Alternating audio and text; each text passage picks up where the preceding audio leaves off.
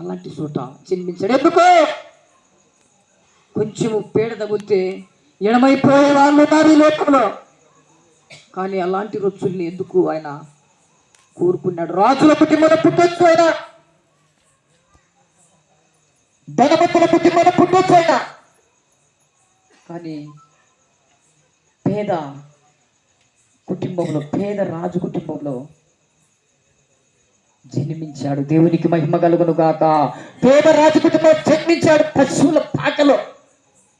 ఎందుకంటే ఆయనను పోలి నడుచుకోవాలని. ఆ పశువుల పాకను ఏం చేశాడు? రొచ్చు అన్నిటినీ సువాసనగా మార్చాడు. హల్లెలూయా! సువాసనగా మార్చాడు, ఆ స్థలాన్ని పరిశుద్ధంగా మార్చాడు. కాబట్టి అందుకే ఆయన ఆ ఒక కంపులో ఉన్నాడు. ఆ కంపును క్లీన్ చేయడానికే యేసుక్రీస్తు ప్రభువు లోకానికి వచ్చాడు. కాబట్టి మనం కూడా మన కంపును క్లీన్ చేసుకొని పరిశుద్ధంగా మారడమే నిజమైన క్రిస్మస్. కనుక ఎప్పుడైతే మనం నిజమైన క్రిస్మస్ మన కంపును, పేడ, రొచ్చు ఇలాంటివి మనం కడిగేసుకుంటామో, ఆనాడు యేసుక్రీస్తు ప్రభు సాదృశ్యంగా పశువుల పాకలో జన్మించాడు. మనం కూడా పశువుల పాకలో మేమున్నాం. పరిశుద్ధంగా జీవించాలని మన హృదయాలు ఎవరికి ఇవ్వాలి?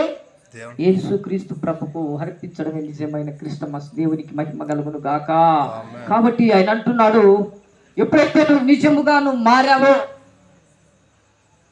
నీ వెనక ఏముంటాయంటే, కీర్తన గ్రంథం 23:6 అంటున్నాడు, నేను బ్రతుకు దినములన్నీ కృపాక్షేమములే నా ఎంత వచ్చును, చిరకాలం యెహోవా మందిరములో నేను నివాసము చేస్తున్నాను అంటున్నాడు.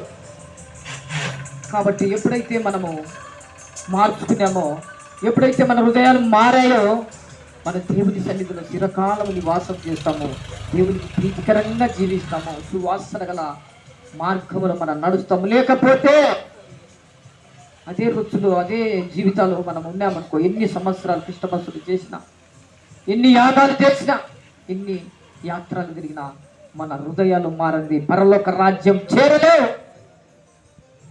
కాబట్టి అందుకే ఆ యేసుక్రీస్తు ప్రభు పశువుల పాకలుండి ఆ రొచ్చులు కడిగేసుకుని పరిశుద్ధ గ్రంథంలో అనేక పేర్లు రాయబడినట్టుగా తెలియజేస్తుంది. కాబట్టి మనం కూడా పరిశుద్ధ గ్రంథంలో రాసే బిడలుగా మనం ఉండాలి. కాబట్టి మనం దేవుని సన్నిధికి వచ్చి పరుగునొచ్చి దేవుని సన్నిధులు అంటే యేసుక్రీస్తు అనుకున్న వారికి ఏ శిక్ష విధి ఉండదు. హల్లెలూయా! ఏ శిక్ష విధి ఉండదు. కనుక మనం యేసుక్రీస్తు ప్రభుకు ప్రీతికరంగా మనం ఉంటే ఏ శిక్ష విధి మనకుండదు, ఏ పాపం అనేది మనకుండదు. పరిశుద్ధులుగా మనం మారి పరిశుద్ధ గ్రంథములో మనం ఎక్కబడతాం. లేకుంటే ఇంకొక గ్రంథం కూడా ఉంది, ఆ గ్రంథాలలో ఎక్కేవారిగా మనం ఉండకూడదు. పరిశుద్ధ గ్రంథంలో మనం ఎక్కబడాలి. మన పేర్లు వీరు ఎవరు అన్నప్పుడు ప్రకటన గ్రంథం 7:13 చదువుమా.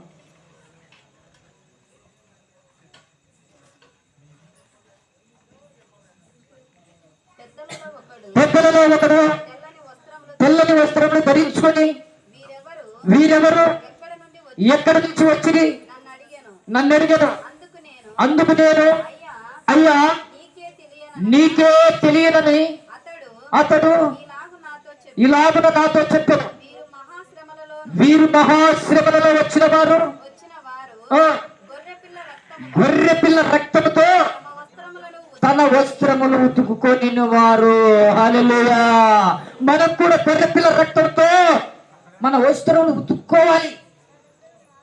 ఎప్పుడైతే నువ్వు గొర్రె పిల్ల రక్తంతో మన వస్త్రములు ఉతుక్కొని పరలోక రాజ్యంలో కనపడాలి. ఈ లోకంలో ఉన్నప్పుడే యేసుక్రీస్తు అందుంటే నువ్వు గొర్రెపిల్ల రక్తంతో కడగబడతావు.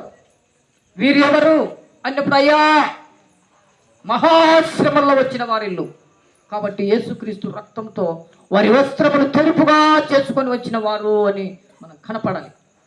లేకపోతే మన జీవితాలు ఇన్ని మాటలు క్రిస్టమస్ చేసినా మనం మారం.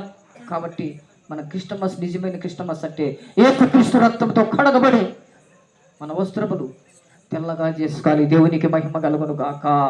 కాబట్టి తెల్లగా చేయడానికి ఈ లోకానికి వచ్చాడు ఆయన. మన జీవితాలు మార్చడానికి ఈ లోకానికి వచ్చాడు.